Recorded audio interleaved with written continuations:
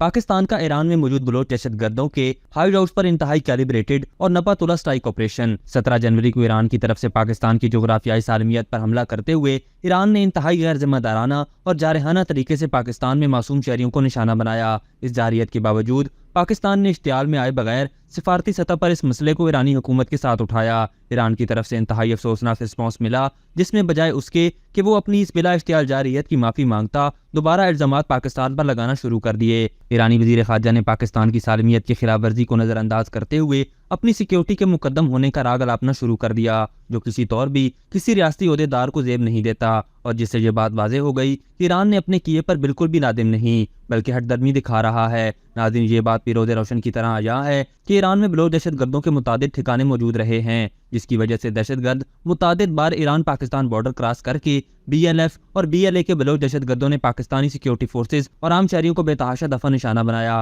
پاکستان نے یہ مسئلہ ایران کے ساتھ متعدد بار اٹھایا، لیکن ایران نے اس کے رسپانس میں ان دہشت گردوں اور ان کے ٹھکانوں کا کچھ نہیں کیا اور مسلسل اس اہم مسئلے کو نظر انداز کیا۔ ان بلوچ دہشت گرد تنظیموں کے کئی اہم سرغنہ ایران میں اپنی فیملیز کے ساتھ آرام سے رہ رہے ہیں، اور اب پاکستان کے پاس انتہائی مصدقہ اطلاعات آ رہی تھی کہ یہ بلوچ دہشت گرد پاکستان میں بڑی دہشت گرد کارروائیوں کا منصوبہ بنا رہے ہیں۔ پاکستان نے مصدقہ انٹیلیجنس کی بنیاد پر اپنے دفاع میں ان دہشت گردوں کے ٹھکانوں کو نشانہ بنایا تاکہ دوبارہ ایران کی سرزمین سے پاکستان کے خلاف دہشت گردی کو روکا جا سکے۔ آج پاکستان نے اپنا حق استعمال کرتے ہوئے راکٹس اور میزائلوں سے 40 کلومیٹر ایران کے بارڈر سے اندر موجود بی ایل ایف اور بی ایل اے کے دہشت گردوں کے 3 ٹھکانوں کو انتہائی باریکی اور احتیاط کے ساتھ نشانہ بنایا تاکہ کسی بھی قسم کے کولیٹرل ڈیمیج سے بچا جا سکے۔ حملے میں دہشت گردوں کے بھاری نقصانات کی بھی اطلاعات ہیں۔ پاکستان کے اس پریسیشن اور کیلکولیٹڈ رسپانس میں بھی صرف دہشت گردوں کو ان ٹھکانوں کو نشانہ بنایا گیا ہے، جس کے بارے میں پاکستان بارہا ایران کو پہلے بھی بتا چکا ہے۔ پاکستان اور ایران کے آپس میں برادرانہ تعلقات ہیں۔ پاکستان ایران کے ساتھ کسی قسم کی مزید کشیدگی نہیں چاہتا،